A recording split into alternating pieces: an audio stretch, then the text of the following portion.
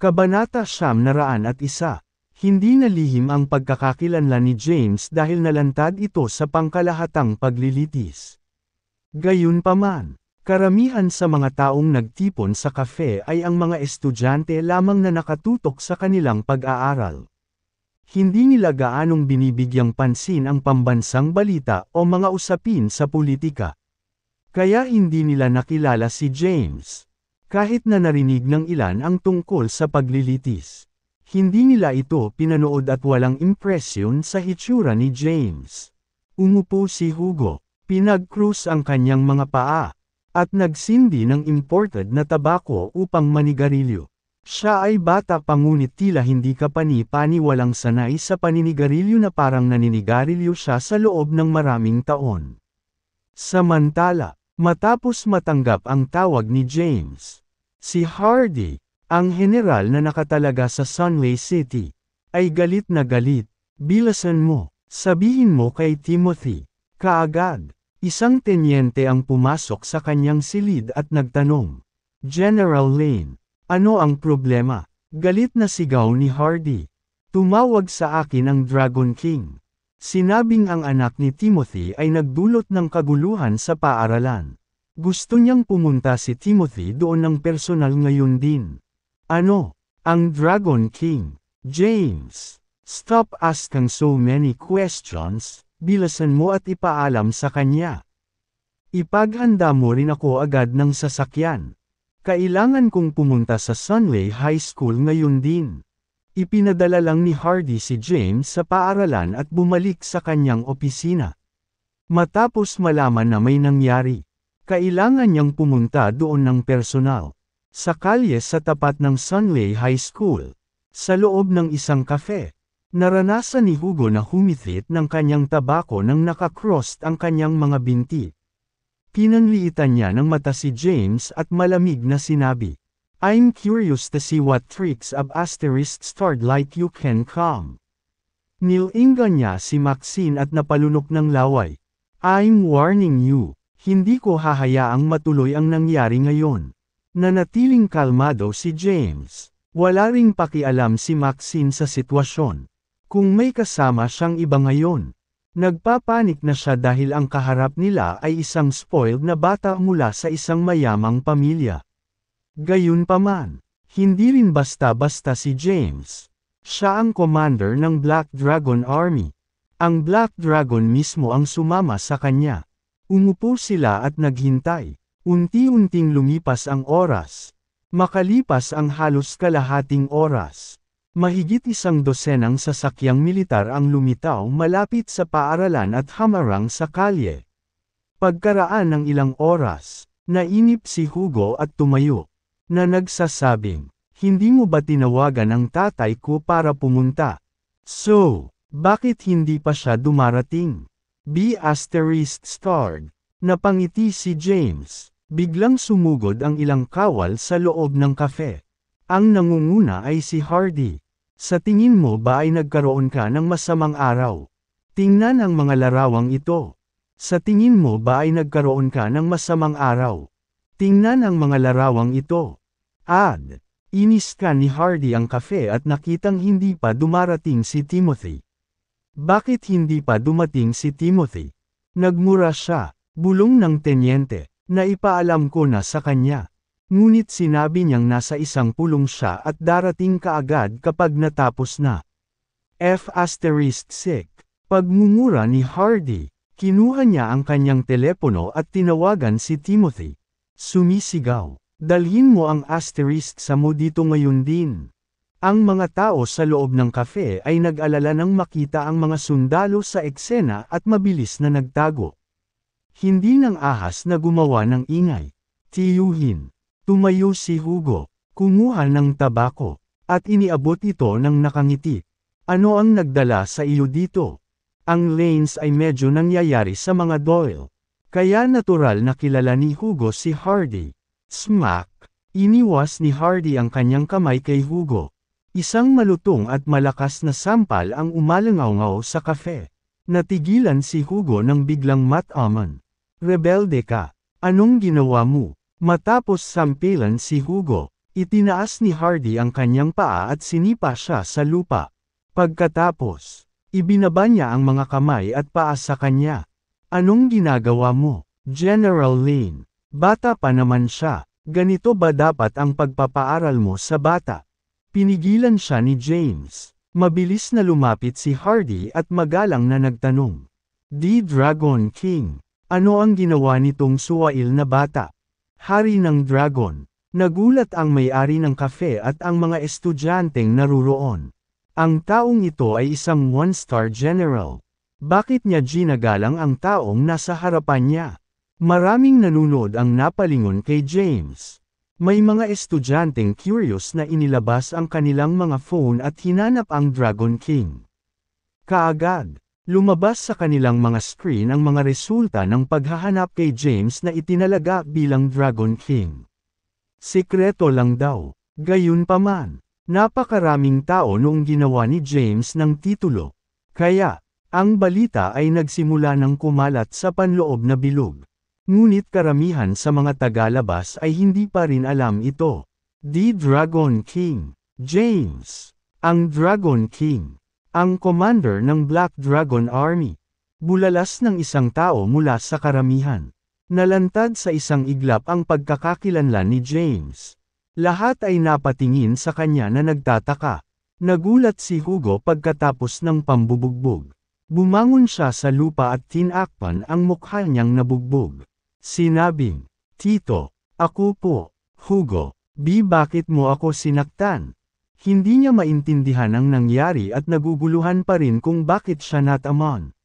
Sigaw ni Hardy. "You dumb asterisk sa, bilasan mo lumuhod ka." Nagulat si Hugo sa kanyang dagandong. Ang mga binti ni Hugo ay agad na naging goma. At ang kanyang mga tuhod ay bumagsak sa lupa. Lumingon si Hardy kay James at ngumiti ng paumanhin. Dragon King. Ano bang ginawa ng batang ito? Tumingin si James kay Yvette sa tabi niya at sinabing, "Go ahead." Sa pag-alalay sa kanya ni James, hindi natatakot si Yvette sa anuman.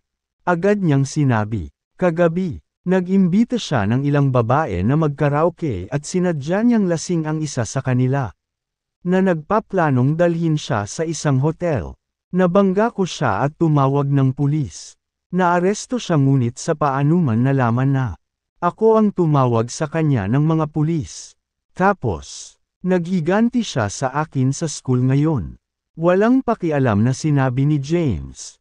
Mukhang hindi rin malinis ang mga puwersa ng Sunlay City. Dapat mayroong ilang saway sa pagitan ng mga opisyal at negosyante. Agad na sinabi ni Hardy, "Iimbestigahan namin ito. Iimbestigahan namin ng maigi at hindi hahayaang makatakas sa parusa ang sinumang sangkot." Nagpatuloy si James.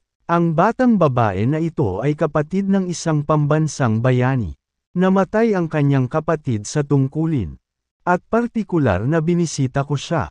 Ngunit hindi ko inaasahan ang maraming bagay na mangyayari. Ayokong maging siya, binyantaan o binubuli muli pagkatapos kong umalis sa lungsod na ito. Mabilis na tiniyak ni Hardy sa kanya. "Huwag kang mag-alala, Ginoo. Mula ngayon, ituturo ko siyang parang nakababatang kapatid na babae.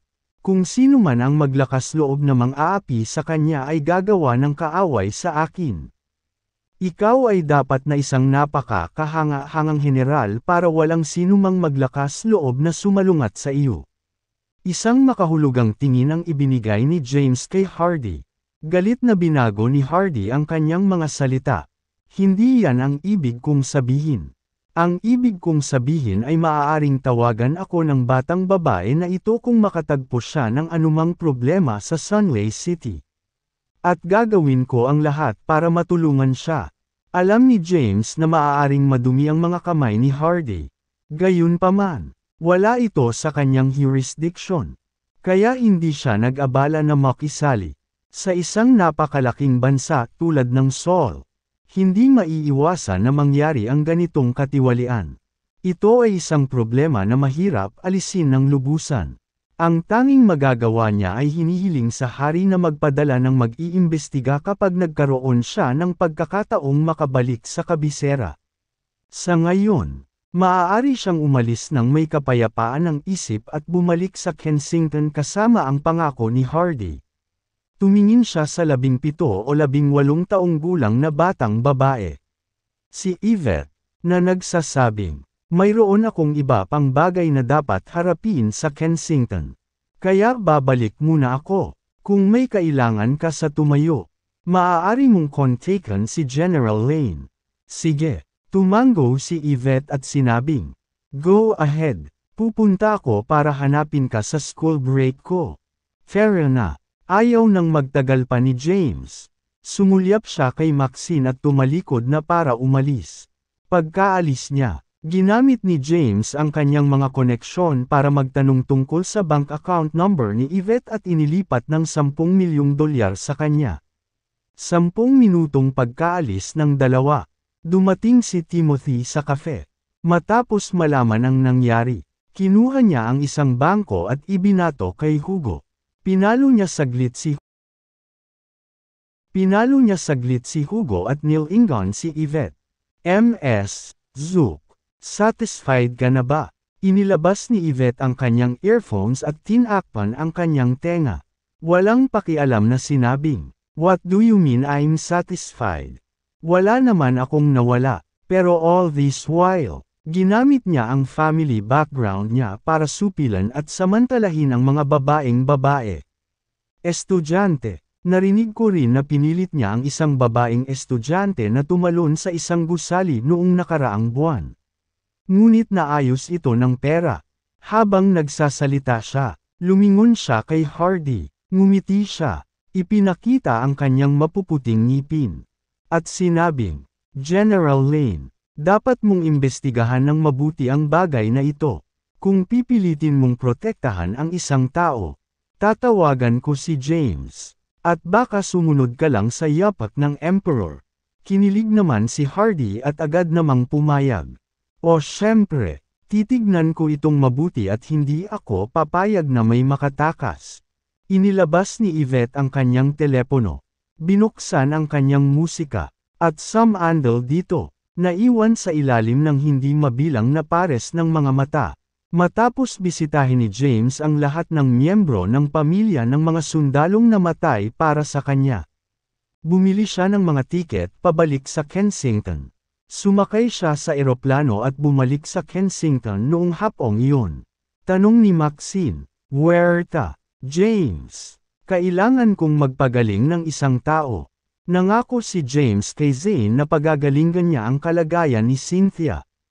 Mahal ni Zane ang kanyang anak na babae at handang gugulin ang lahat ng kanyang kayamanan para dito. Nang humiram si James ng pera sa kanya, binigyan siya ni Zane ng $300 bilyong nang walang pag-aalinlangan. Ito ay hindi dahil sa pagkakakilanlan ni James bilang pambansang bayani, ang Black Dragon, ngunit dahil alam ni Zane na siya ay walang cap-oras na mga kasanayang medikal at tanging tao na makapagliligtas kay Cynthia. Pagkalabas ng airport ay pumara ng taxi si James at dumiretso sa bahay ni Cynthia. Sayang 6 na ng gabi nang makarating siya sa kinaroroonan ni Cynthia. Lumapit siya sa gate ng villa at pinindot ang doorbell. Maya-maya, bumukas ang bakal na gate. Pumasok sina James at Maxine sa loob. Binuksan ng nasa katanghaliang gulang na lalaki ang pinto ng villa at naghihintay sa kanila. Si Luther iyon, ang mayordomo ng Dawns. Magalang na binati ni Luther si James. Mr. Hayden, welcome back, ma'am. Tumango si James. Then, he asked, kamusta si Cynthia? Napabuntong hininga si Luther. She's not doing very well. Ang cold energy ay tumaas sa kanyang katawan. Ibinigay ko na sa kanya ang gamot para ma-discharge ito. Ngunit hindi na ito epektibo. Dalhin mo ako sa kanya. Pumasok si James sa villa. Nakaset sa pinakamataas na setting ng air conditioning ng villa. Kaya medyo masikip sa loob. Isang babae ang nakaupo sa sofa. Nakabalot ng makapal na kumot na tanging ulo lang ang nakalabas. Si Cynthia pala, nakaupo sa tabi niya ang isa pang babae sa edad na 20s. Ito ay walang iba kundi si Tiara. Nang makitang pumasok si James, agad na tumayo si Tiara at tinawag siya ng matamis. James, bumalik ka na. Oo, tumango si James. James. Sinalubong siya ni Cynthia ng nanginginig na mga labi, na tila nagdurusa sa lamig. Lumapit si James sa kanila. Umupo sa tabi ni Cynthia, at sinabing, "Give me your hand, I'll check your pulse." Inilahad ni Cynthia ang kamay niya kay James. Ito ay hindi kapani-paniwalang mapotla. Halos walang dugo. Hinawakan ni James ang kamay niya at parang nahawakan niya ang isang bloke ng yelo. Kinuha niya ang kanyang pulso, at ang kanyang ekspresyon ay naging malungkot kaagad. Ang malamig na enerhiya sa katawan ni Cynthia ay nagsimulang makaapekto sa kanyang katawan at naging dahilan upang bumagsak ang daloy ng kanyang dugo. Ang ilang mga organo ay nagsimula ring maapektuhan nito. Kung walang paggamot, hindi siya magtatagal ng mas matagal. Napatingin si Maxine kay Cynthia. Nabalitaan na niya noon ang kalagayan ni Cynthia. Si Maxine ay mula rin sa Cadence, isang pamilyang napakahusay sa medisina sa loob ng libo-libong taon. Kaya naman, nakakuha din siya ng ilang mga kasanayang medikal mula kay Tobias noong bata pa siya. Pwede bang tingnan? Tanong ni Maxine. Sige. Binitawan ni James ang kamay ni Cynthia. Umupo si Maxine at tiningnan ang pulso ni Cynthia. Siya ay nilalamig. Nagulat si Maxine at hindi napigil ang mapasigaw. Maingat niyang dinama ang pulso ni Cynthia ng ilang segundo at nagsali ng kaunti ng kanyang true energy. Kabanata 904. Gayunpaman, ang tunay na enerhiya na pumasok sa katawan ni Cynthia ay nawala ng walang bakas. Na parang lumubog sa dagat. Tanong ni James, "Nakatuklas ka ba ng kahit ano?" Bagamat si James ang may pangalawang volume ng medikal na aklat, pangunahing naitala nito kung paano gamitin ang crucifer at iba't ibang pamamaraan ng paglilinang. Mayroon din itong set ng martial arts techniques na hindi pa pinag-aralan ni James. Hindi niya matukoy ang kalagayan ni Cynthia. Nagsalubong ang kilay ni Maxine habang nag-iisip ng ilang segundo. Pagkatapos, tinanong niya, bukod sa pakiramdam ng malamig, naramdaman mo ba ang anumang iba pang mga sintomas kamakailan? Sagot ni Cynthia, "Yeah, minsan magkakaroon ako ng matinding sakit ng ulo, pagkahilo, palpitations, at iba pa." Nilingon ni Maxine si James at sinabing, "Kung hindi ako nagkakamali, mayroon siyang isang hindi kapani-paniwalang bihirang pangangatawan na ipinanganak para sa martial arts." Ipinanganak para sa martial arts.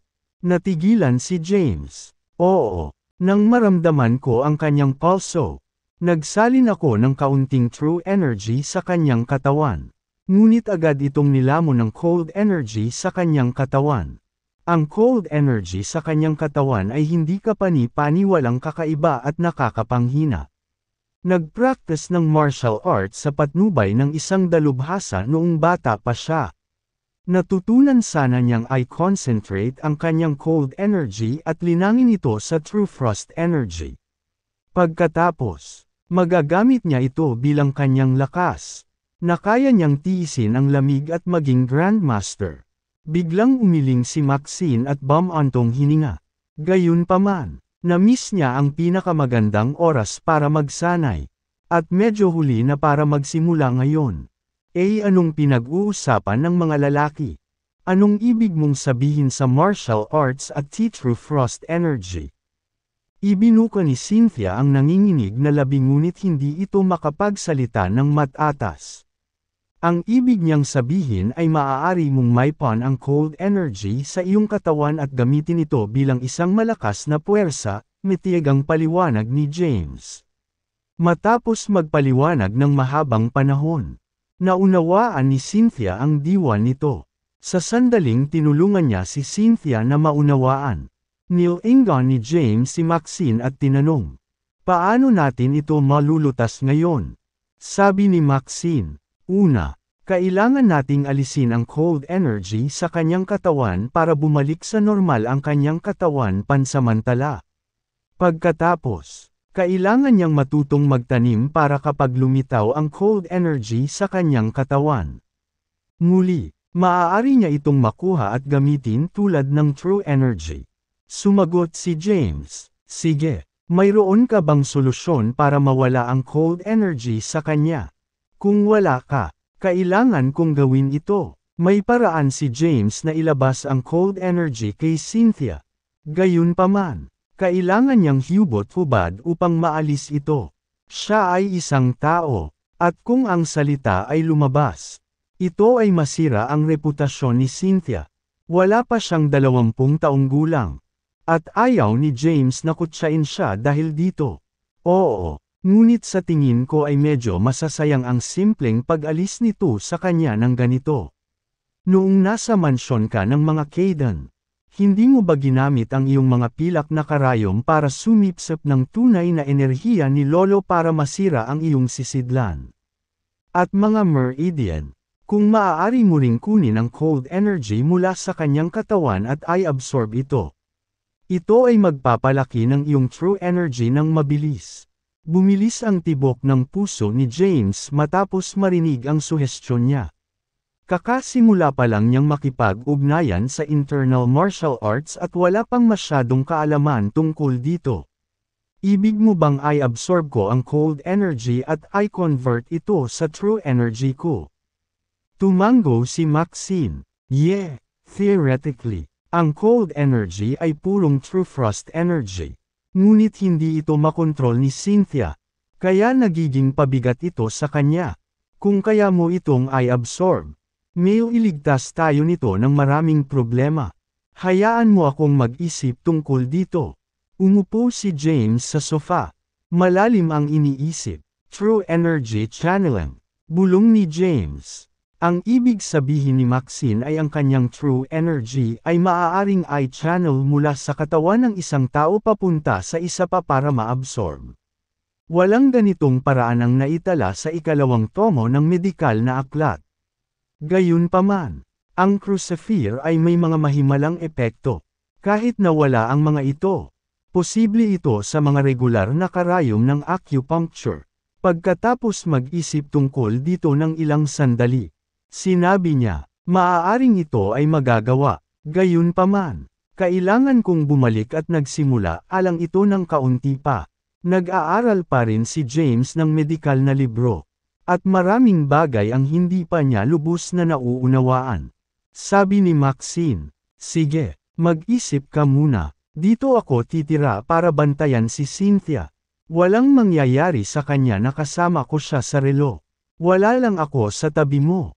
At kung may umatake sa iyo, iyon ay, hinaway-kaway ni James ang kanyang kamay at sinabing, bagaman wala akong true energy ngayon, eksperto pa rin ako pagdating sa external martial arts. Kahit na nahaharap ako sa isang first-rank grandmaster, maaaring hindi ko kailangan. Talo, totoo yan. Tumango si Maxine. Kahit na walang true energy si James, hindi siya mahina. Kung gayon, babalik muna ako. Tumayo si James. Ang pangalawang volume ng medikal na libro ay nasa Villa ng mga Kalahan.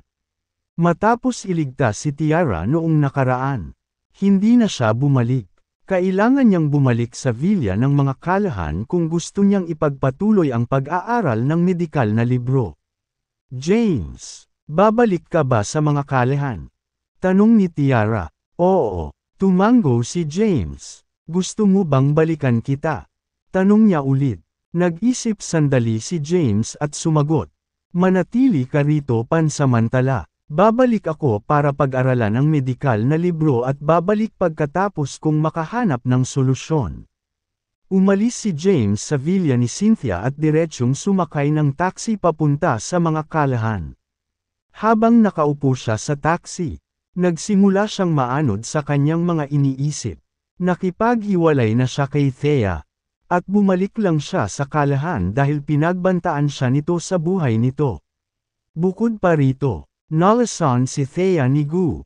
At nag-aalala siyang magkakabisa ito.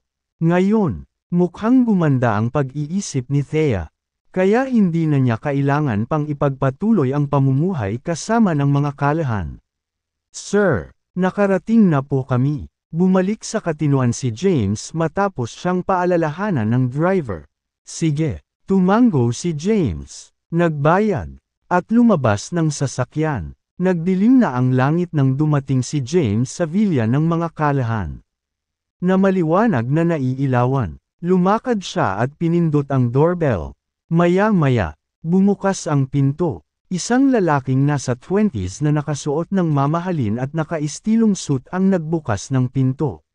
Si David iyon. Sige. Bahagyang natigilan si David nang makita si James sa pintuan.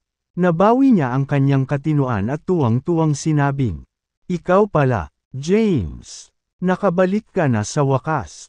Pasok ka na." Hinayla ni David si James papasok ng bahay. Dati, bastos ang ugali niya kay James. Pakiramdam niya ay hindi karapat-dapat si James sa kanyang kapatid. Gayunpaman, mula nang nailigtas ni James ang kanyang buhay sa nakaraan at nalaman niya ang kanyang tunay na pagkatao. Nakita niya si James bilang isang hindi kapani-paniwalang kahanga-hanga at disenteng tao. Kahit anong tingin niya kay James ay nakakatuwang ito sa mata. Ang marangal na Diyos ng digmaan ni Saul, isa sa 5 commander, ay nagpakasal sa mga kalahan at inutusan siya. Ngunit siya ay nagsumikap ng walang reklamo. Kahit na hindi na siya ang Black Dragon. Nadama pa rin ni David na labis na pinagpala ang kanyang kapatid na pakasalan siya. Maraming tao ang nagkukumpulan sa villa. Hindi lang dumating ang dalagang pamilya ni Gladys. Pati na rin ang karamihan sa mga kalahan. Puno ng tao ang sala ng villa. Tatay, nanay, lolo, lola, tiyo. Bumalik na si James. Dinala ni David si James sa loob at ibinalita ang kanyang pagdating sa tuktok ng kanyang mga baga. Ang kanyang mga sigaw ay nagpatahimik sa maingay na sala sa isang iglap. Sabay-sabay na napalingon ang lahat sa pinto. Napatingin sina Lex, Jedediah, at Mrs. Hill sa direksyon ni James. Hindi inaasahan ni James ang napakaraming bisita sa villa ng mga kalahan. Si Lex, na nakasuot ng maayos na suit, ay tuwang-tuwa na naglakad na dala ang kanyang tungkod. Nakangiting sabi niya, "Dahil nakabalik ka, dapat manatili ka sa amin. Nangako ako na aalagaan ka ng mga kalahan sa hinaharap. At hanggat nabubuhay ako, walang sinuman sa aming pamilya ang maglalakas loob na maging sanhi ng gulo." Si James ay dating Black Dragon at nagbigay ng maraming tulong sa mga kalahan. Noong nakaraan, si Lex ay nabulag ng kapangyarihan at pera. Hindi masuri ang sitwasyon, matapos mabuksan ang kanyang mga mata sa katotohanan. Huli na ang lahat. Hiniwalayan na ni James si Thea at bumalik sa Southern Plains upang lumaban sa digmaan. Pagkatapos, siya ay nilitis at ibinaba sa isang sibilyan. Nakauwi na rin si Thea. Nitong mga nakaraang araw, nag-report siya sa Messiah Corporation para tulungan si Quincy sa kanilang business matters. Pero birthday ng nanay niya ngayon. Kaya hindi siya pumunta sa kumpanya. Nakasuot si Thea ng kaakit-akit na puting low-cut na gown. Ang kanyang mahabang itim na buhok ay nakatali, na nagpapakita ng kanyang mga tampok sa mukha. Ang kanyang ugali noong gabing iyon ay isang marangal na babae. Nakaladkad sa sahig ang mahabang damit niya habang naglalakad palapit kay James. Sumili ang ngiti sa kanyang magandang mukha habang iniunat ang kanyang balingkinitang kamay para hawakan ang kamay ni James. Tuwang-tuwa niyang sabi, "Honey, welcome home. Birthday ng nanay ko ngayon. Bumalik ako para sa medikal na libro sa silid." Sabi ni James, sa kanyang pagsakay sa taxi papunta sa villa. Naisip na ito ni James. Ngayong hiwalay na sila. Hindi na kailangan makipag-ugnayan pa sila. Kabanata 906. Binalak niyang kunin ang pangalawang tomo ng medikal na libro at umalis. James, isang matangkad at matipunong figure na nakasuot ng uniforme ng militar ang lumapit at bumati kay James ng magalang. Ang lalaki ay si Clinton. Napili si Clinton na lumahok sa espesyal na pagsasanay dahil kay James. Bagamat hindi pa tapos ang espesyal na pagsasanay, humingi siya ng pahintulot para personal na magpasalamat kay James. Nakangiting tumingin si James kay Clinton at sinabing, "Not bad. Kanina ka palang nagsasanay pero mukhang mas malakas." Nakangiting sumagot si Clinton, "Mahirap ang espesyal na pagsasanay. Ngunit masigasig akong magpatuloy. Umaasa akong maging isang bayani tulad mo balang araw at protektahan ang ating bansa." Kinawian ni 1/3 James ang kanyang kamay at sinabing, "Anong bayani? Hindi na ako ang commander ng Black Dragon Army. At hindi rin ako ang Black Dragon. Isa na lang akong ordinaryong tao ngayon. Sa puso ko, palagi kang magiging bayani." Mariing sabi ni Clinton. "James." Lumapit si Jedediah. "Lolo." Magalang na bati ni James. Si James ay may paggalang sa mga matatandang revolusyonaryo dahil ang kanilang pagsisikap ay nagbigay daan kay Saul na makaligtas sa pinakamahihirap na panahon at manguna sa bansa. "Marami akong narinig tungkol sa iyo kamakailan. Ang mga Callahan at Thea nga ang may kasalanan. Ngayong naayos na ang hindi pagkakaunawaan. Umuwi na kayo. Palaging tatanggapin ka ng mga Callahan. Tatanggapin din kita bilang nag-iisang apo biyenan. Lolo, thank you for the kind offer. But I'll pass. Thea is an incredible woman. I'm just a commoner now and not worthy enough for her." Kinawian ni James ang kamay at sinabi. Lumapit si Gladys at sinigawan siya. "Ano bang problema mo, James? Nakikiusap ang buong pamilya na bumalik ka. Do you really think you're somebody? Kung hindi dahil sa lahat ng ginawa mo para sa mga Callahan. Sa tingin mo bababalikan ka pa rin namin? Ma, ano pong nangyayari sa inyo?" Pinuna ni Thea si Gladys. Sa wakas nakauwi na rin si James. "Kaya hindi ba pwedeng gumanda ang ugali mo? Mali ba ako?" Nakita ni Gladys na lahat ay nakatingin sa kanya. At agad na bumagsak ang kanyang kumpiyansa. She murmured. Nakikiusap na sa kanya ang mga matatanda na bumalik siya. Pero masyado pa rin siyang mayabang. "Kukunin ko ang mga gamit ko at aalis kaagad." Hindi na pinansin ni James ang kanyang inasta at tinungo ang ikalawang palapag. Sinundan siya ni Thea. Sa loob ng isang kwarto sa ikalawang palapag, binuksan ni James ang cabinet at kinuha ang pangalawang volume ng medical book. Pumasok si Thea sa kwarto at sinabing, "James, hindi kita pipigilan kung pipilitin mong umalis." Bihira lang si Thea na umarte ng ganoon katwiran. Tumango si James at nagtanong, "Nabasa mo na ba ang medical book ko?" "Oo." Tumango si Thea. Matapat siyang sumagot. "Ninas ako sa bahay at nagbasa ng ilang pahina." Ang teksto ay nakasulat sa isang archaic script mula sa 1,000 taon na ang nakalilipas at nagtatala ng ilang mga diskarte sa acupuncture. Hindi ko gaanong naiintindihan. Ngunit ang paraan ng pagmumuni-muni. Muni ay tila kawili-wili. Pinahintulutan nito ang isa na huminahon. Kapag malinaw na ang isip ng isang tao, mas magiging madali itong mag-isip tungkol sa mga komplikadong bagay. Nagulat si James. Hindi niya inaasahan na mababasa ni Thea ang mga salita sa loob ng medical book. Bukod dito, naiintindihan pa niya ang mga pamamaraan ng pagmumuni-muni. Sino ang nag-akala mo kung paano basahin ang mga sinaunang salita? Sino pa ang nakabasa nito bukod sa iyo? Tinitigan ni James si Thea nang may pagdududa. Malaki ang pinagbago ng babaeng ito at parang alam na niya ang lahat tungkol sa kanya. Naghinala na siya na baka nakilala si Thea nitong mga nakaraang araw. "Ako lang ang nakaranas nito. Hinanap ko ang mga salita online at dahan daw ang inintindi ang mga ito hanggang sa maintindihan ko sila." Bulong ni Thea. Ang totoo ay binasa din ni Thomas ang medikal na libro at ipinaliwanag ang paraan ng pagninilay. Gayunpaman, Pinaalalahanan siya ni Thomas na hindi niya dapat sabihin kay James ang tungkol dito. Sinabi niya na hindi pa ito ang oras, at magiging magulo kung malalaman ito ni James. Kaya, hindi siya naglakas loob na banggitin ito.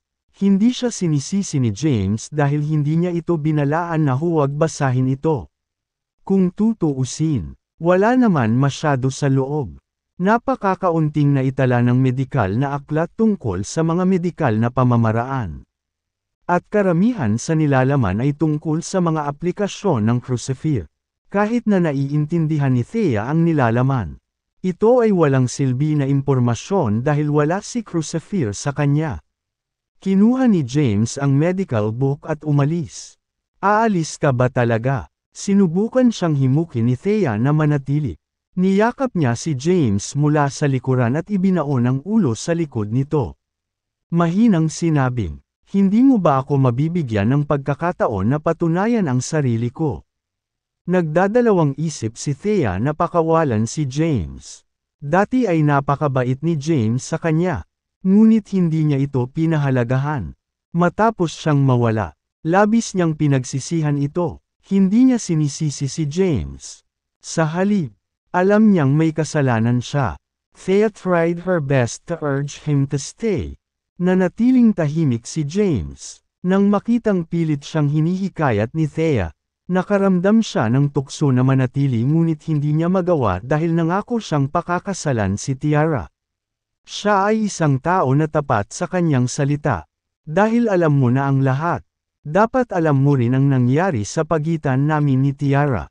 Oo, alam ko. Binitawan ni Thea si James at sinabing, "Go if you want." Hindi na nagsalita pa si James.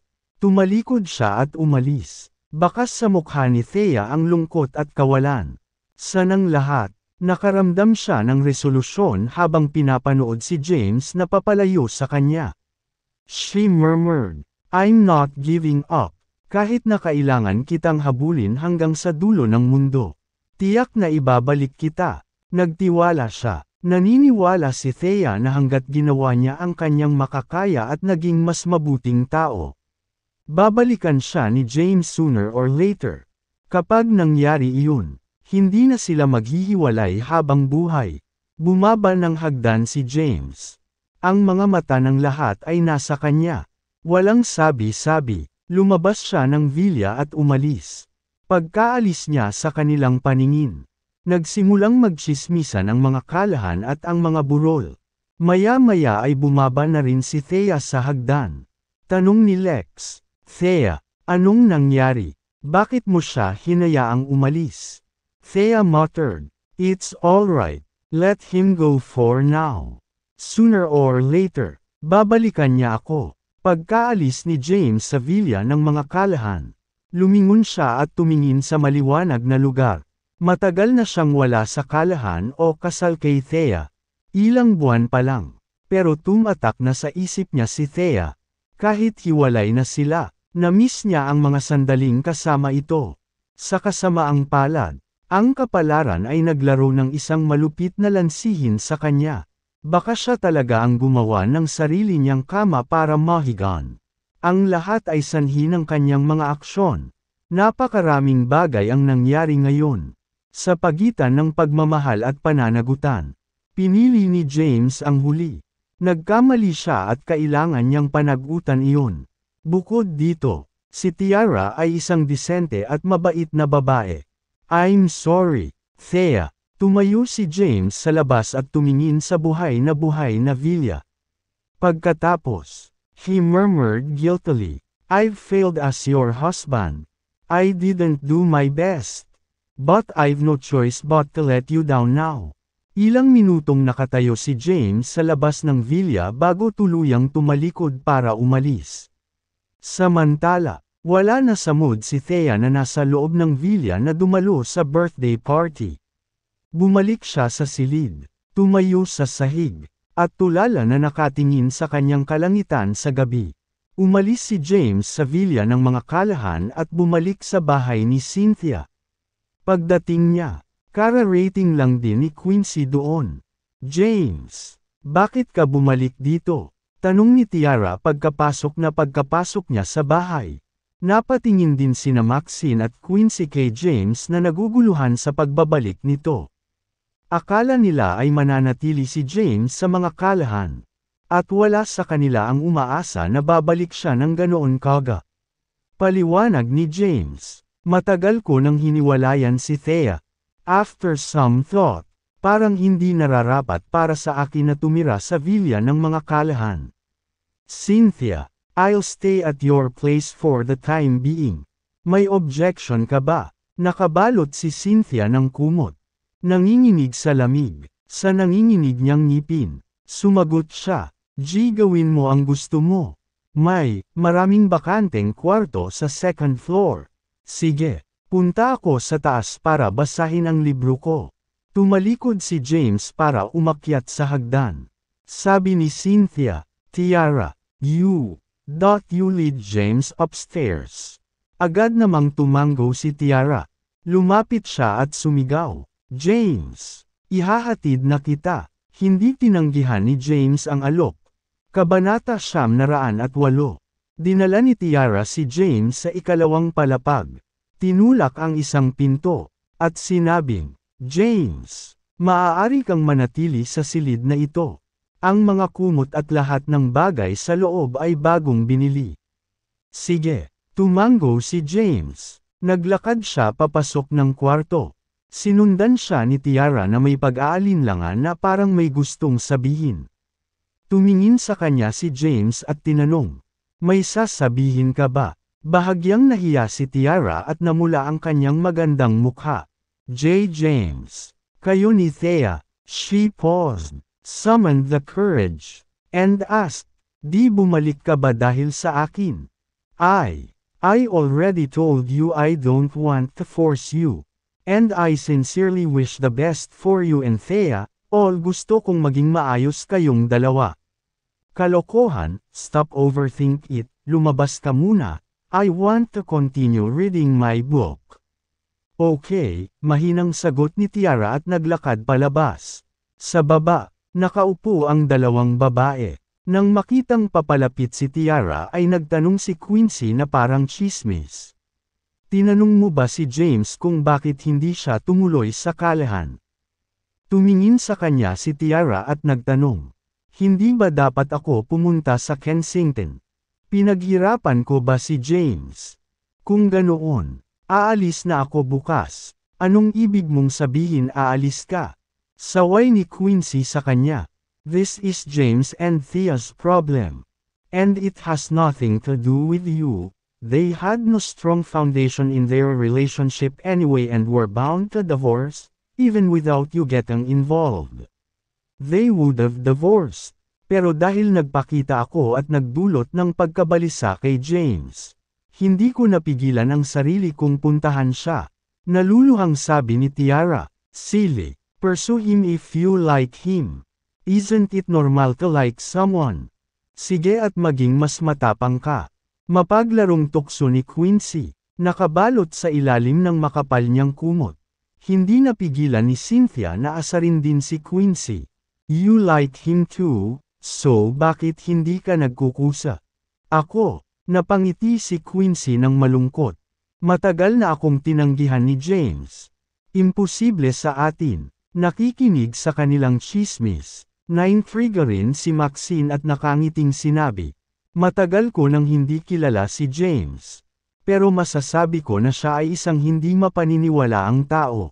Nasa dilema siya dahil masyado siyang nagmamalasakit sa mga taong nakapaligid sa kanya. Gayunpaman, naniniwala akong malalaman niya ang taong gusto niyang gugulin ang kanyang buhay nang may kaunting oras pa. Habang nagchichismisan ang mga babae sa ibaba kung sino ang nagustuhan ni James. Nagkulong naman si James sa kwarto.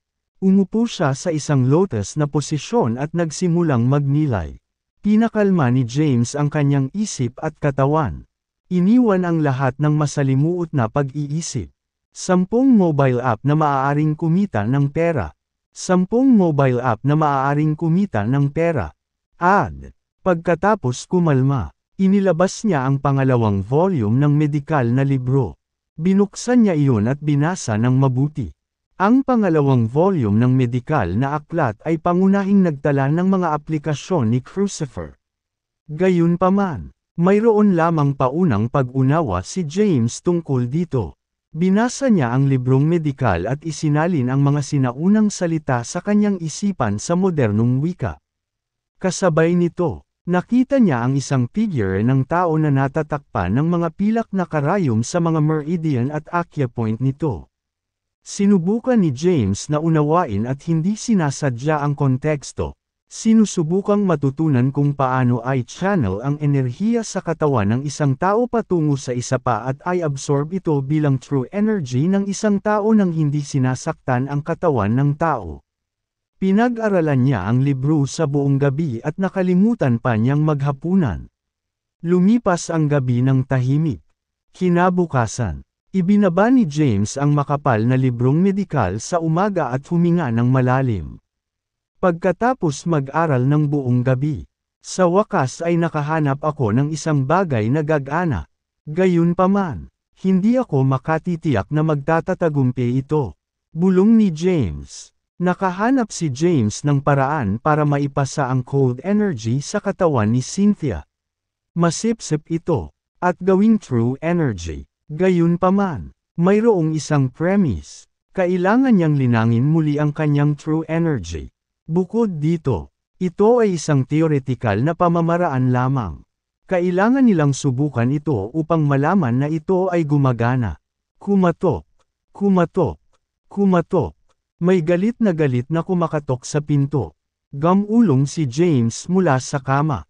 Lumakad, at binuksan ito. Sumulpot si Quincy sa kanyang pijama sa labas ng pinto na magulo pa rin ang buhok. Sumisigaw ng may pag-aalala. Nawawala si Tiara. Nawawala. Natigilan si James. Naalala niya ang kanyang sarili at nagtanong.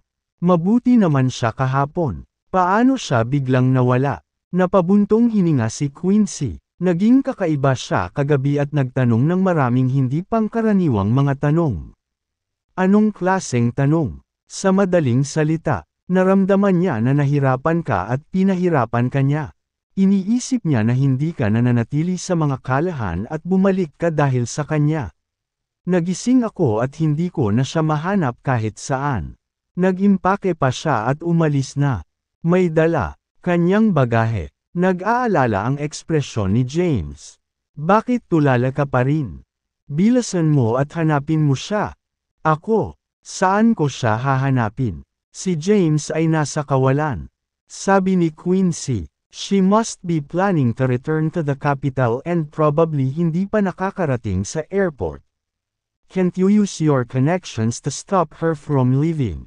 Meme. Tumango si James at nagmamadaling bumaban ng hagdan. Bumangon na si Maxine at ginagamit ang true energy niya para ilabas ang sobrang cold energy sa katawan ni Cynthia. Nang makitang pababa na si James, itinigil ni Maxine ang proseso. Tanong ni James, kamusta siya? Sagot ni Maxine, she'll be fine for the time being. You don't have to worry about her. Go and bring Tiara back. Matagal ko na siyang hindi kilala, pero masasabi kong may mabuting puso siya, and was simply thinking of you. Huwag mong hayaang may mangyari sa sweet girl na yan. Lalabas ako para hanapin siya. Naglakad si James papunta sa pinto. Bago siya umalis, sumigaw si Quincy, pupunta muna ako sa kumpanya. Keep me updated. Sige. Nagmamadaling sagot ni James sa kanya at lumabas na. Pagkalabas ng villa, kinuha niya ang phone niya at sinubukang tawagan si Tiara. Paumanhin, kasalukuyang hindi available ang numero ng telepono na iyong na-dial. Pakisubukang muli sa ibang pagkakataon. Tinawagan ni James ang numero ni Tiara ngunit hindi makalusot dahil naka-off ang telepono nito. Saglit niyang pinag-isipan ang kanyang utak at nagpas siyang tawagan ang Blythe King. Halos malapit na ang tawag. Ang boses ng Blythe King ay ipinadala sa pamamagitan ng telepono. Bumalik ka na ba, James? Sabi ni James. Oo, Blythe King. Kailangan kong humingi ng pabor. Maaari mo bang makipag-ugnayan kaagad sa paliparan? High-speed na riles at mga istasyon ng bus para kilalanin at pigilan ang isang tao sa paglalakbay. WHO. Tanong ng Blythe King. Tiara. Sagot ni James. Nang ito, napakunot ang noo ng Blythe King at sinabing, James, hindi magiging problema para sa akin na tulungan ka kung ito ay isang opisyal na bagay. Gayunpaman, kung may lumabas na balita na ginamit ko ang aking tungkulin para tulungan ka sa isang pribadong bagay.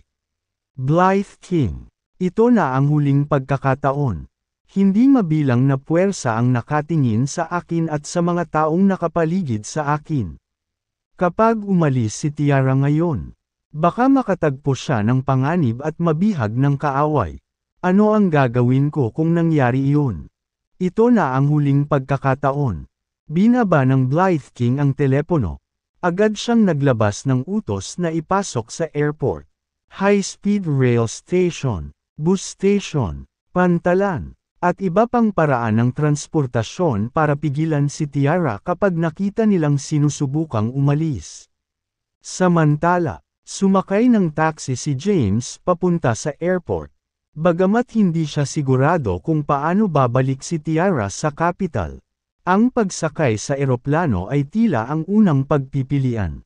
Kung sumugod siya sa airport, baka mapigil niya ito. Noong nakaraang gabi, pinag-isipan ito ni Tiara ng matagal.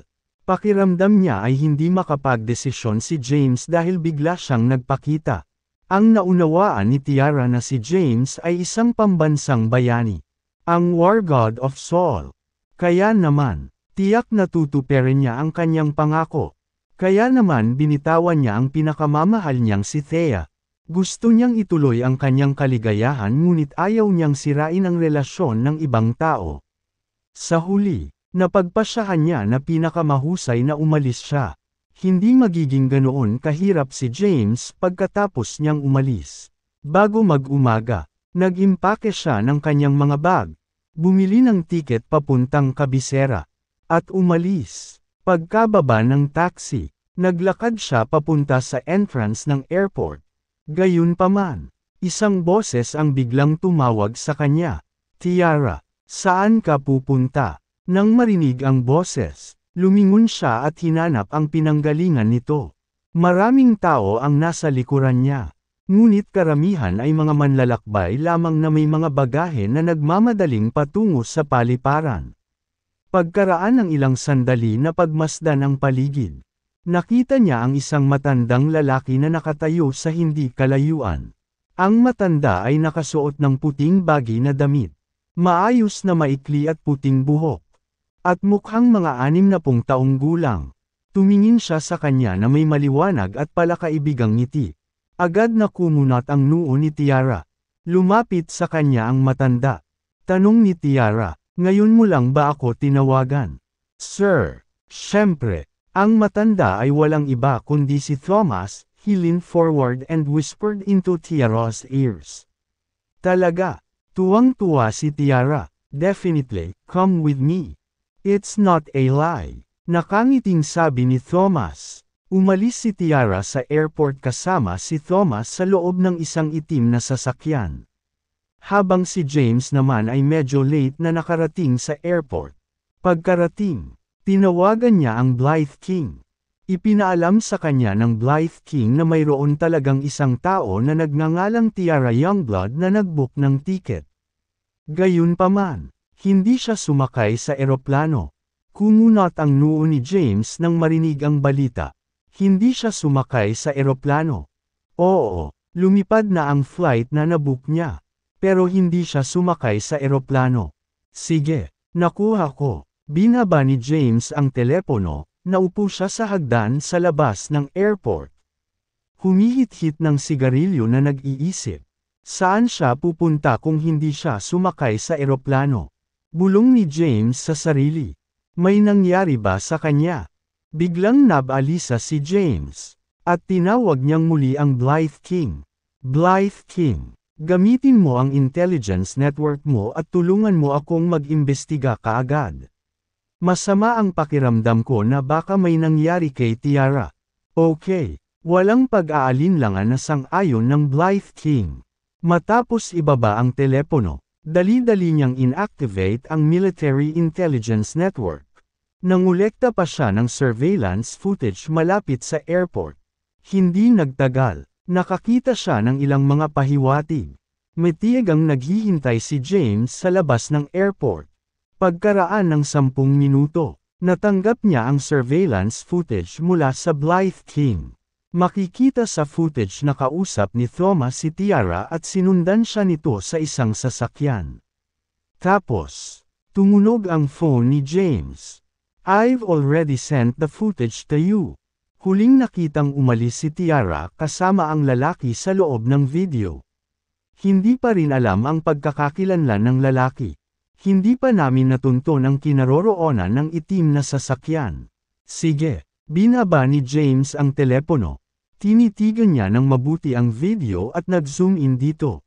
Bahagyang malabo ang footage kaya mahirap makita ang mukha ni Thomas. Gayunpaman, naramdaman ni James na tila hindi kapani-paniwalang pamilyar sa kanya ang lalaki. Sino ang lalaking ito? Ano ang sinabi nito kay Tiara para kumbansihin itong sumunod sa kanya? Ungol ni James. Biglang bumili ng tibok ng puso niya. Lolo, kinilala niya ang lalaki sa loob ng video. Ang tao ay ang kanyang lolo, na na-frame 10 taon na ang nakalilipas, na naging sanhi ng kanyang pagtalikod sa ama ni James at sa huli ay nasunog siya hanggang sa mamatay sa impyerno. Imposible ito. Umiling si James. Hindi pwede si Lolo, namatay siya 10 taon na ang nakakaraan. Hindi ito maaaring siya, ngunit ang taong ito ay mukhang napakahawig sa kanya. Halos magkapareho sila. Kung hindi si Lolo, sino pa kaya ito? Natarante si James. Pagkaraan ng ilang sandali, naalala niya ang kanyang sarili at ipinadala ang video kay Jay.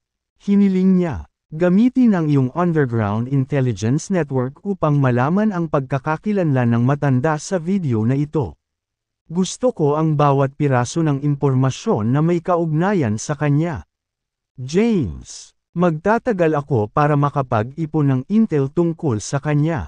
Magsusumbong ako sa iyo sa loob ng 3 araw. Hindi, dapat ay mayroon ako nito bago magdilim ngayon. Giit ni James. Walang magawa si Jay. Sa lahat ng ito, palagi niyang tinutulungan si James na maghanap ng impormasyon. Sige, I'll do my best. Sagot ni Jay at ibinaba ang telepono. Kabanata 911. No choice si James kundi bumalik sa bahay at maghintay ng balita. Pumara siya ng taxi pabalik sa villa ni Cynthia. Nagmamadaling tanong ni Maxine pagkapasok niya sa bahay. How was it? Nahanap mo na ba siya? Umiling si James. Lumapit siya at umupo sa sofa. Tanong din ni Cynthia, hindi mo ba siya hinahanap? Nai-discharge na ni Maxine ang sobrang cold energy sa katawan ni Cynthia. Dahilan para bumalik sa normal ang temperatura ng kanyang katawan pansamantala. Nag-aalalang tumingin si Cynthia kay James. Kinuha niya ang kanyang telepono at binuksan ang surveillance footage na ipinadala ng Blythe King. Yumuko si Maxine at tumingin. After watching the footage, she asked with concern, "Sino ang matandang iyon? Bakit umalis kasama si Tiara?" Malungkot ang ekspresyon ni James. Kung tutuusin mula sa kanyang hitsura, maaaring ito ay ang aking lolo. Gayunpaman, siya ay dapat na namatay sa sunog 10 taon na ang nakalilipas. Hiniling ko na sa Blythe King na gamitin ang kanyang pahintulot upang matugunan ang mga lalaki sa footage. Ay hiniling din namin sa Underground Intelligence Network na siyasatin ang kanyang pagkakakilanlan. Thomas. Tumango si James. Saka muling umiling. Just by his appearance, it does seem to be him. However, my memory of him is slightly fuzzy since it's been 10 years. I can't sure if it's him through the surveillance footage alone. Biglang napaisip si Maxine, sa napakaraming bagay na nangyayari. Sina Tobias at Maxine ay parehong naghinala na si Thomas ay buhay pa. James, sa tingin ko malaki ang posibilidad na iyon ang lolo mo. Tumingin sa kanya si James at nagtanong. Sa tingin mo ba lolo ko ito? Oo, tumango si Maxine at sinabing. Maraming hindi inaasahang pangyayari, lalo na ang biglaang paglitaw ng God King Palace. 2/3. Hindi malaman kung sino ang nanghihimasok sa pangkalahatang sitwasyon at wala siyang mahanap na anumang pahiwatig. Sinuri niya at napagpasyahan na malaman na si Thomas iyon. Gayunpaman, mayroong saligan na kailangang mabuhay si Thomas. Ngayong alam na natin ang tungkol sa lalaking ito na kamukha ng lolo mo. Sa tingin ko ay tama si lolo. Huminto siya at huminga ng malalim. Kung ang taong ito sa footage ay si Thomas. Kung gayon ang ilan sa mga nakaraang misteryo ay malulutas. Anong misteryo? Tanong ni James. Bigla kang dinukot ng mga Johnston. At hiniling nila sa mga Kayden na lumapit para iligtas ka. Gayunpaman, hindi pumayag si lolo. Sa huli, may nagligtas sa iyo mula sa Johnstons at iniwan ka sa gate ng mansyon ni Kayden.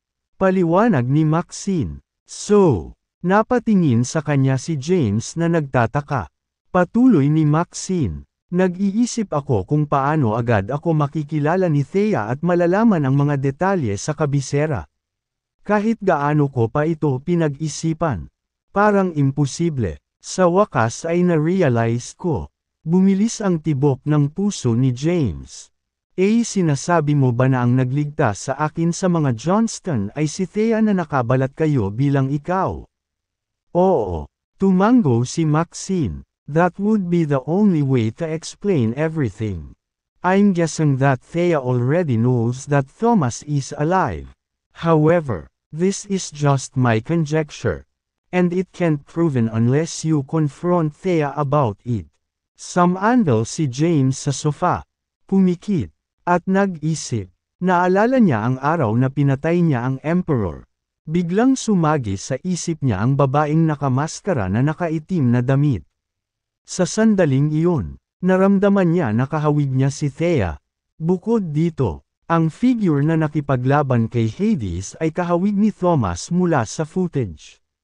Matapos pag-aralan ito ng ilang sandali, nakumbinsi rin si James sa mga palagay ni Maxine. I'll go look for Thea to confirm it. Tumayo si James. Teka, bigla siyang pinigilan ni Maxine. Tumingin si James sa kanya. Saglit na nag-isip si Maxine at sinabing, kahit lolo mo ang taong ito. Natatakot ako na may binabalak siya dahil pinipigilan niyang makipagkita sa iyo at nagdulot ng napakaraming insidente mula sa dilim. Bagamat hindi ko siya kilala, they heard from Grandpa that Thomas is a vile and scheming man. Ang padalos-dalos na paglapit kay Thea tungkol dito ay magdudulot lamang ng kanyang hinala. Siya ang lolo ko, kaya paano kung pukawin ko ang kanyang hinala? Naniniwala akong hindi niya ako sasaktan. Nagtiwala si James sa kanyang lolo. Palagi siyang tinatrato ni lolo noong bata pa siya. Tinuruan siya ni Thomas na basahin ang sinaunang wika at tinulungan siyang bumuo ng matatag na pundasyong medikal. James, paano kita maniniwala sa akin? Ang lolo mo ang taong nagsimula ng sigalot sa loob ng Cadence noon. Alam mo ba kung ilan sa mga miyembro ng pamilya natin ang napatay niya? Napakaraming kamag-anak natin ang namatay sa kamay niya. Siya ay isang tusong tao na gagawin ang lahat para makamit ang kanyang layunin. Kahit na ang ibig sabihin nito ay ang pagpatay sa sarili niyang pamilya. Kahit na apo ka niya, hindi siya magpapakita sa iyo ng awa kung haadlang ka sa kanya. Pilit siyang binabalaan ni Maxine. Ayaw niyang mabulag si James sa katotohanan at mawala ang kanyang panghuhusga dahil nag-aalala ito sa kanyang lolo. Sigurado akong hindi ganoon ang lolo ko. Dapat may dahilan siya. Umiling si James. Nagdududa siya sa lahat ng sinabi ni Maxine dahil naniniwala siyang kilalang-kilala niya ang kanyang lolo. Si James ay nanirahan kasama ang kanyang lolo sa loob ng 18 taon at alam niya ang kabutihan ng kanyang lolo. Nagtiwala siya na hinding-hindi papatay si Thomas ng mga inosenteng tao. Walang magawa si Maxine. Si James ay ayaw makinig sa kanyang payo. Sumuko siya at sinabing, "Ikaw ang bahala. Gawin mo ang gusto mo." Tumalikod na si James at umalis. Pagkalabas ng villa ni Cynthia, nilabas ni James ang phone niya at tinawagan si Thea. Maya-maya lang ay nakikipag-ugnayan na ang tawag. At narinig ang mabalahibong boses ni Thea. "James, anong meron? Nasaan ka?" Tanong ni James na may seryosong tono. Si Thea ay nasa Masaya Corporation. Naramdaman niyang kakaiba ang tono ni James at mabilis niyang ibinaba ang mga dokumento sa kanyang mga kamay.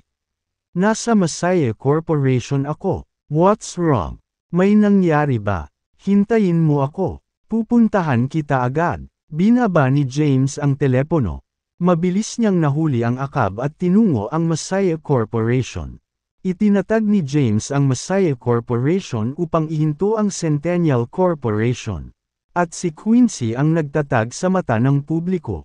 Ang punong tanggapan ay isang malaking 18 palapag na gusali, na may malungkot na ekspresyon. Pumasok si James sa Masaya Corporation. Sinubukan siyang pigilan ng isang security guard at sinabing, "Tumigil ka nga dyan. Hoy! Ikaw! Kausap kita. Bakit ka nagmamadali sa loob? Sinong hinahanap mo?" Huminto si James at sinabing, "Nandito ako para kay Quincy." Noong una, gustong banggitin ni James ang pangalan ni Thea pero napagtanto niyang baka hindi pa niya alam ng mga security guard dahil ilang araw pa lang siya sa kumpanya. Nagdududang tumingin sa kanya ang security guard. "May appointment ka ba kay MS Zinos?"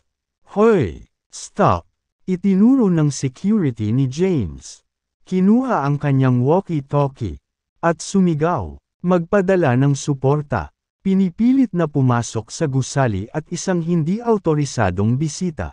Hindi nagtagal. Maraming security guard ang sumugod at hamarang sa daan ni James. Si James ay labis na nababalisa dahil malamang nakinidnap si Tiara. Bukod dito, bigla niyang nalaman na mabubuhay pa ang kanyang lolo at posibleng may pukana ng lahat.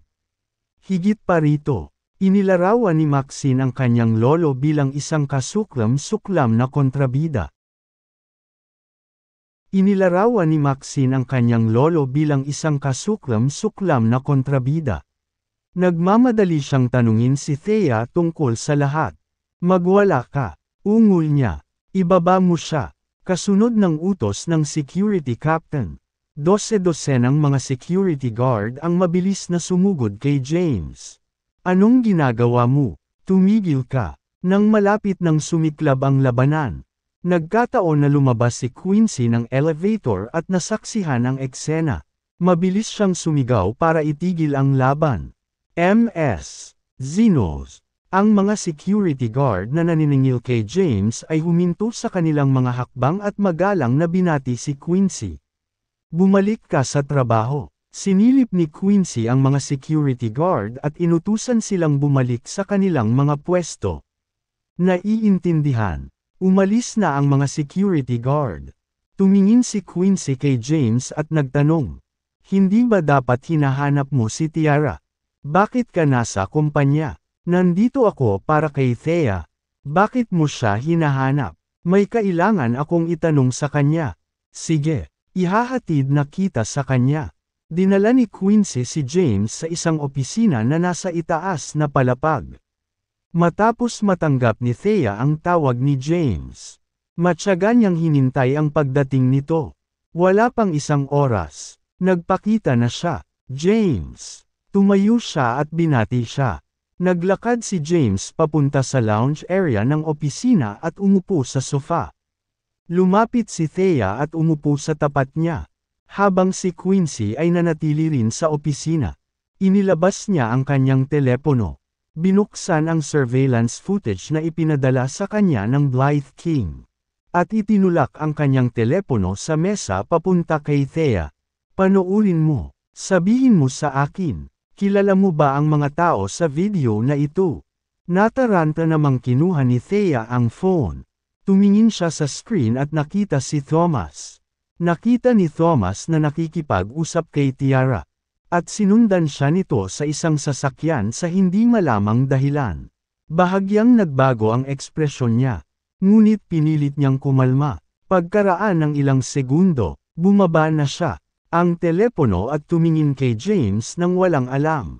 Hindi ba ito si Tiara? Narinig ko kay Quincy na umalis si Tiara kinaumagahan.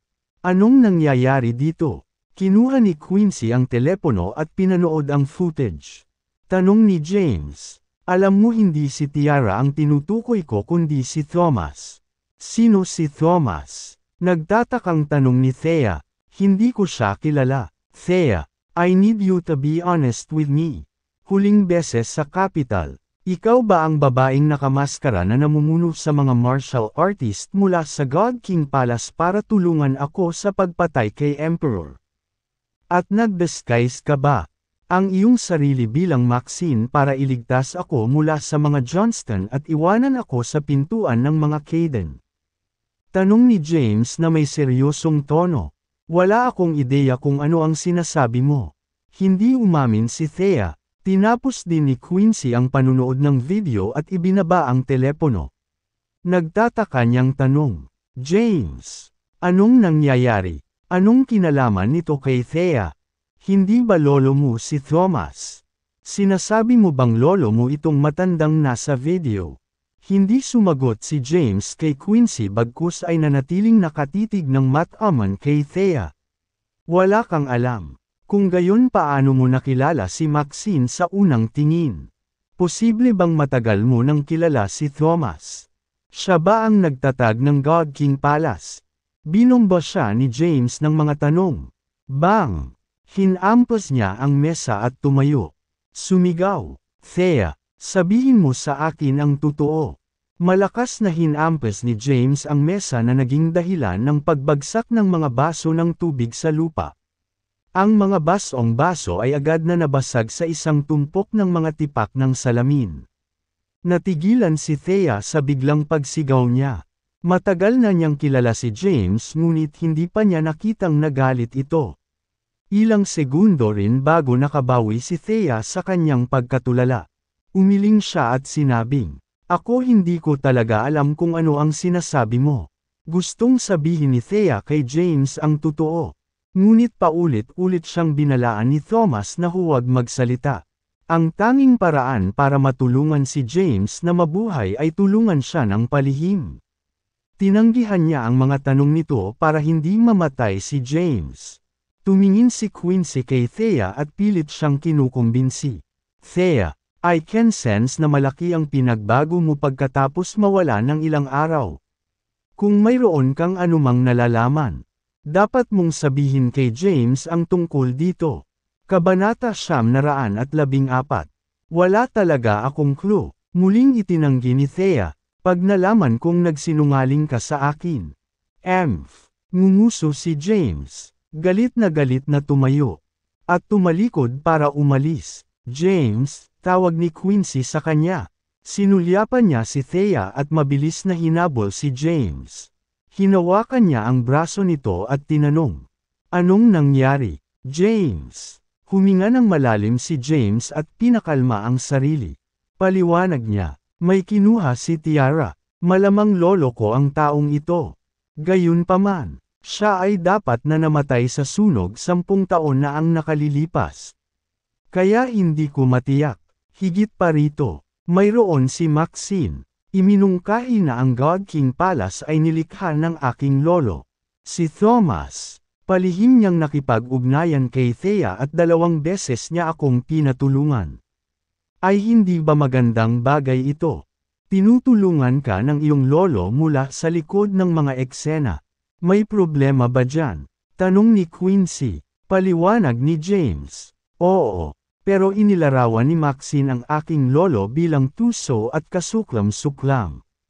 At saka, nawala si Tiara kasama niya. At hindi ko alam kung saan sila nagpunta. Bakit napakakomplikado ng lahat? Marahang minasahe ni Quincy ang kanyang mga templo. Masyadong marami ang impormasyong ibinunyag ni James para matuno niya. Hindi na nagpaliwanag pa si James at tumalikod na lang para lumabas ng gusali. Hindi na siya hinabol ni Quincy at bumalik sa opisina. Nakaupo pa rin si Thea sa sofa nang walang imek. Anong ginagawa mo, Thea, kung alam mo na ang pag-iral ng lolo ni James? Bakit mo itinago? Lumapit si Quincy at nagtanong. Hindi ko siya kilala. Mariing tanggi ulit ni Thea. Tumayo siya at sinabing, babalik ako sa trabaho. Mayroon akong ilang mahahalagang dokumento na dapat tingnan. Napabuntong hininga si Quincy at tumalikod na para lumabas ng opisina. Pagkalabas ni Quincy sa silid, umupo si Thea sa upuan sa opisina at malalim ang iniisip. Pilit niyang iniisip ang sinabi ni Thomas kay Tiara para sundan niya ito ng maluwag sa loob. Matapos ang ilang segundong pag-iisip, ibinaon niya ang sarili sa trabaho. Binalak niyang tawagan si Thomas pagkatapos ng orasan. Sa tingin mo ba ay nagkaroon ka ng masamang araw? Tingnan ang mga larawang ito. Sa tingin mo ba ay nagkaroon ka ng masamang araw? Tingnan ang mga larawang ito. Samantala, bumalik na si James sa villa ni Cynthia. Paano nangyari, James? Tanong agad ni Maxine matapos makitang umuwi si James. Sinabi ko na sa iyo na masyadong walang ingat kung dumiretso ka sa kanya ng ganoon. Talagang makikipag-ugnayan siya kay Thomas pagkatapos nito. Hayaan mo siyang kontekan siya. Makakatipid ito ng maraming problema sa pagsisikap na malaman ang lahat ng aking sarili. Kung si Lolo talaga, hahanapin niya ako pagkatapos niyang malaman na alam ko na siya. Kapag nangyari iyon, madali kong matutuklasan ang mga misteryo. Hindi ako makapaniwala na naging Dragon King ka sa pagiging walang muwang mo. Matagal nang pumunta si Thomas sa iyo kung mayroon siyang mabuting hangarin. Bakit niya sinasadyang magtago sa dilim at gamitin si Thea para tulungan ka? Dapat ay mayroon siyang lihim na motibo upang tulungan ka at pukawin ang kaguluhan sa kabisera. Laking gulat ni Maxine na basa pa si James sa likod ng tenga. Siya ang commander ng itim. Hukbo ng dragon. Inaasahan ni Maxine na isasaalang-alang ni James ang pangkalahatang sitwasyon bago kumilos. Hindi niya alam na siya ay kikilos ng walang ingat at walang pigil dahil sa pag-aalala nito sa kanyang lolo. Gayunpaman, makatwiran para sa kanya na mabalisa dahil ang isang taong namatay 10 taon na ang nakalilipas ay biglang lumitaw muli. Tumingin si James kay Maxine at nagtanong, "Then tell me, what I should do instead?" Sabi ni Maxine, "Kung lolo mo talaga ang lalaking iyon, Thomas, dapat si Thea ang nag-disguise sa akin para tulungan ka sa capital." Ang layunin ni Thomas ay guluhin ang mga puwersa sa kabisera. Noong nakaraan, ang sinaunang pagpipinta na hawak ng mga Johnston ay ninakaw. Sa tingin ko, baka si Thomas ang nangyari. Kung gayon, ano sa palagay mo ang sinusubukang makamit ng aking lolo? Habang nagmamadaling umalis si James para tanungin si Thea, maingat na sinuri ni Maxine ang sitwasyon. Sa tingin ko mayroon siyang dalawang layunin. Una, sinusubukan niyang kolektahin ang 4 na mga painting na protektado ng Ancient Four. Sa pag-aakala na ito ng kaso. Kung gayon siya ay dapat na utak sa likod ng pagsalakay sa punto ng prinsipe ng bundok ng Orchid. Pangalawa, dapat may iba siyang ambisyon. Kaya, sadyang ginamit kanya para guluhin ang pangkalahatang sitwasyon. Sinusubukang durugan ang Ancient Four at iba pang puwersa.